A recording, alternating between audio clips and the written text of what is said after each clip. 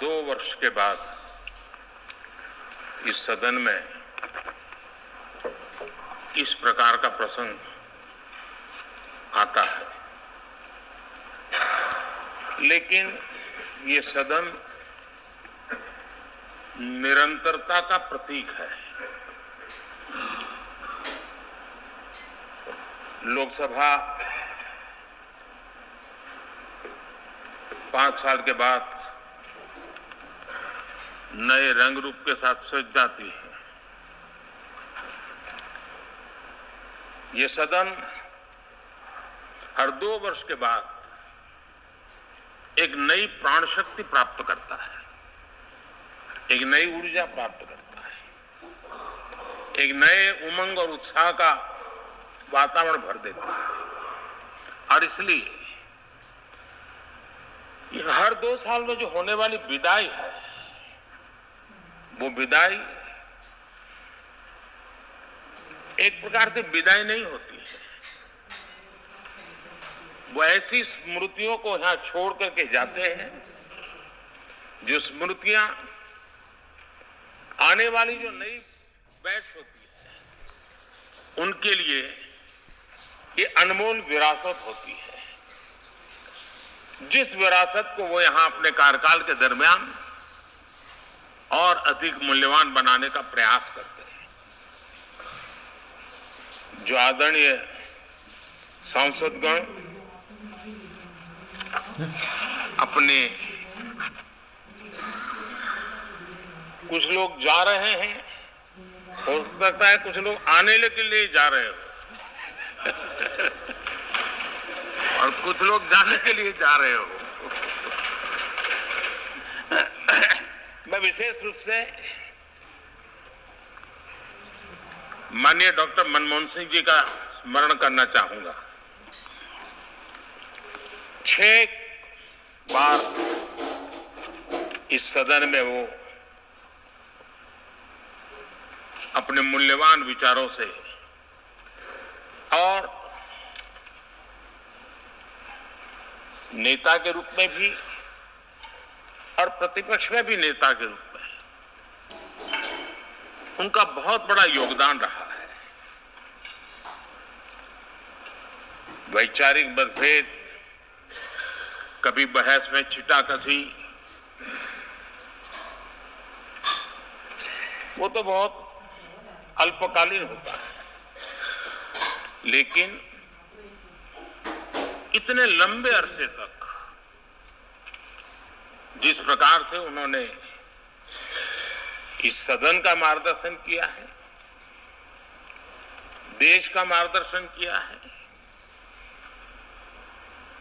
वो हमेशा हमेशा जब भी हमारे लोकतंत्र की चर्चा होगी तो कुछ माननीय सदस्यों की जो चर्चा होगी उसमें माननीय डॉक्टर मनमोहन सिंह की योगदान की चर्चा जरूर होगी।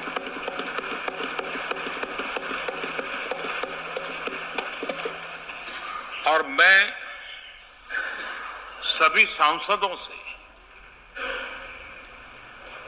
चाहे इस सदन में हो या उस सदन में हो, जो आज है वो शायद भविष्य में आने वाले हो,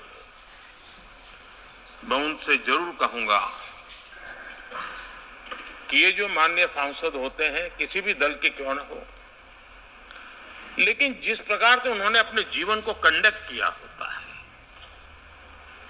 जिस प्रकार की प्रतिभा के दर्शन उन्होंने अपने कार्यकाल में कराए होते हैं, उसका हमने एक गाइडिंग लाइट के रूप में सीखने के लिए प्रयास करना चाहिए। मुझे याद है उस सदन के अंदर लास्ट कुछ दिनों में एक वोटिंग का अवसर था, विषय तो मैं छूट गया मेरा, लेकिन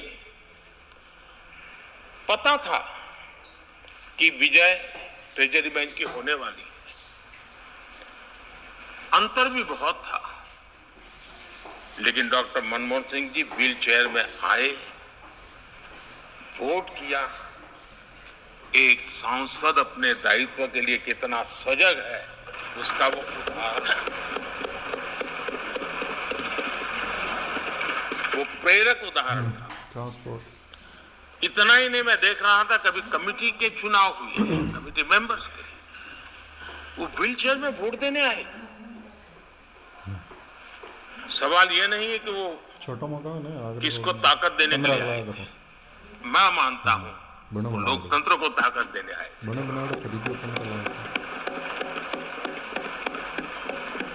और इसलिए खरीदिया ना डब्बा 4 साल गया। आज विशेष रूप से मैं उनके दीर्घायु के लिए हम सब की तरफ से प्रार्थना करता हूं, वे निरंतर हमारा मार्गदर्शन करते रहे, हमें प्रेरणा देते रहे। आदरणीय सभापति जी, जो हमारे साथी नए दायित्व की ओर आगे बढ़ रहे हैं, इस सीमित विस्तार से एक बड़े विस्तार की तरफ जा रहे हैं, राज्यसभा से निकल करके जनसभा में जा रहे हैं, तो मैं मानता हूं उनका साथ, यहां का अनुभव, इतने बड़े मंच पर जा रहे हैं तब देश के लिए एक बहुत बड़ी पूंजी बनकर के निकलेगा।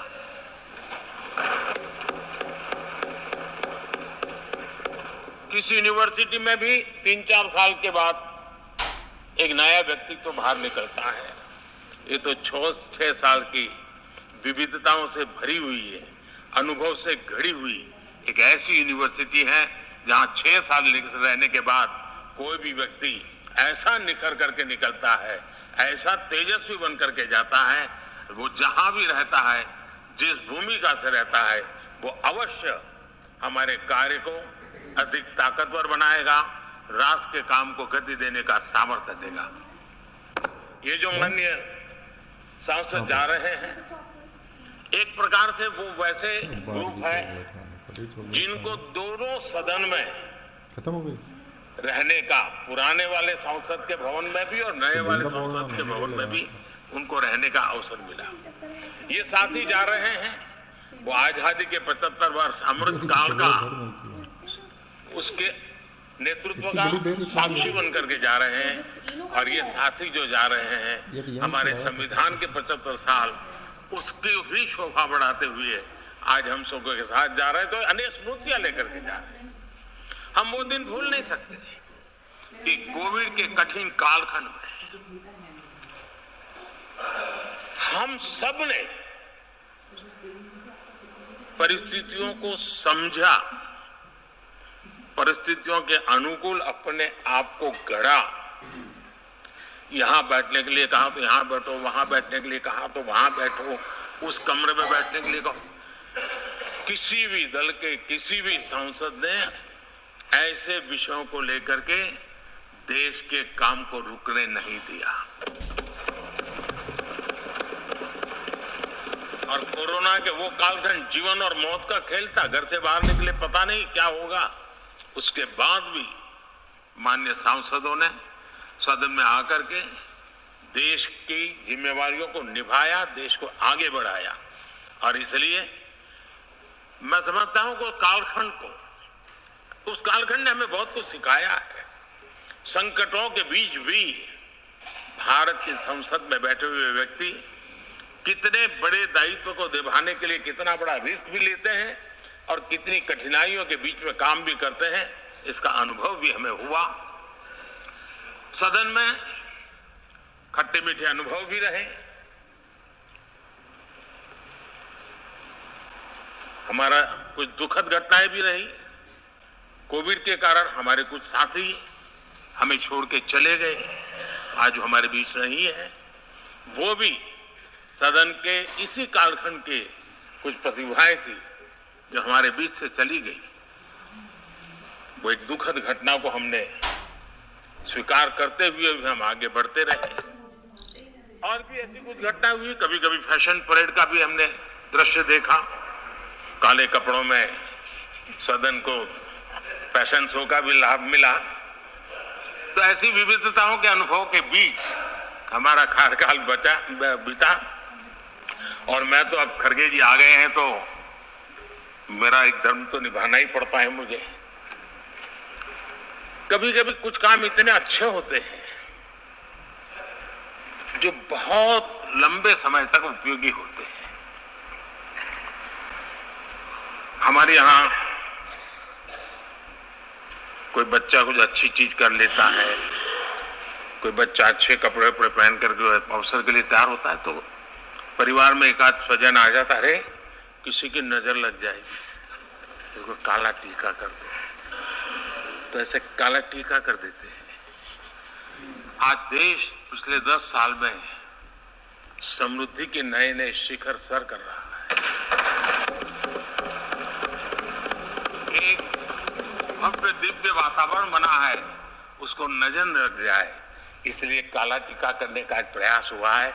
मैं उसके लिए भी खड़गे जी का बहुत धन्यवाद करता हूं, ताकि इस हमारी प्रगति की यात्रा को कोई नजर न लग जाए।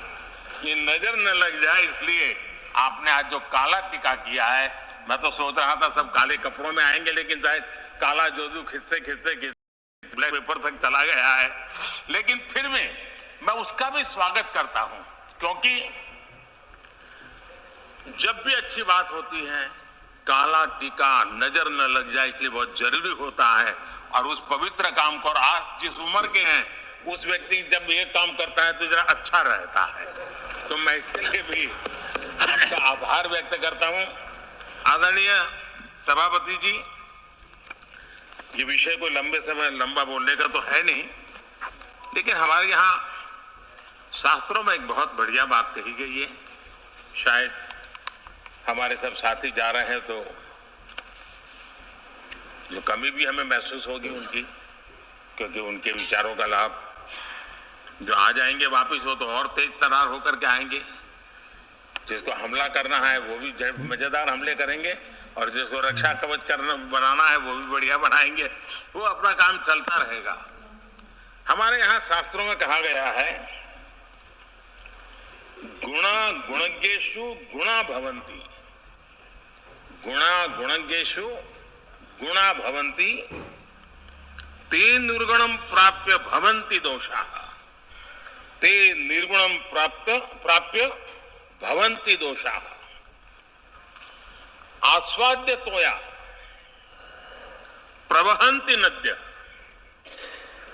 समुद्र मासादय भवन्तय पेया। उसका मतलब है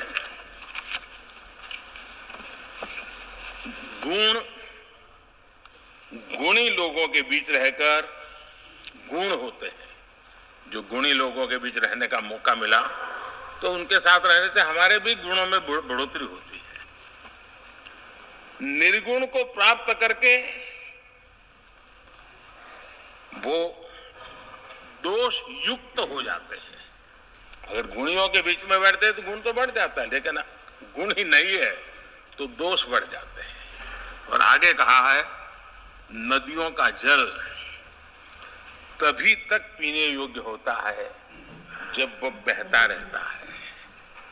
सदन में भी हर 2 साल के बाद नया प्रवाह आता है, और जब तक बहता रहता है, लेकिन नदी कितनी ही मीठी क्यों ना हो, पानी कितना ही स्वादिष्ट क्यों ना हो, लेकिन जैसे ही समुद्र से मिल जाती हैं वो किसी काम की रहती नहीं है, उसमें दोष आ जाते हैं, दोष युक्त हो जाते हैं। और इसलिए समुद्र को प्राप्त करने के बाद पीने योग्य नहीं रहता। मैं समझता हूँ ये संदेश हर एक के जीवन में प्रेरक रहेगा। इसी भावना के साथ जो साथी समाज जीवन के एक बहुत बड़े फलक पर जा रहे हैं, इस जीवंत यूनिवर्सिटी से अनुभव प्राप्त करके जा रहे हैं, उनका मार्गदर्शन, उनका कर्तृत्व राष्ट्र के काम आएगा, नई पीढ़ी को प्रेरणा देता रहेगा। मैं सभी साथियों को हृदय से अनेक अनेक शुभकामनाएं देता हूं। बहुत बहुत धन्यवाद।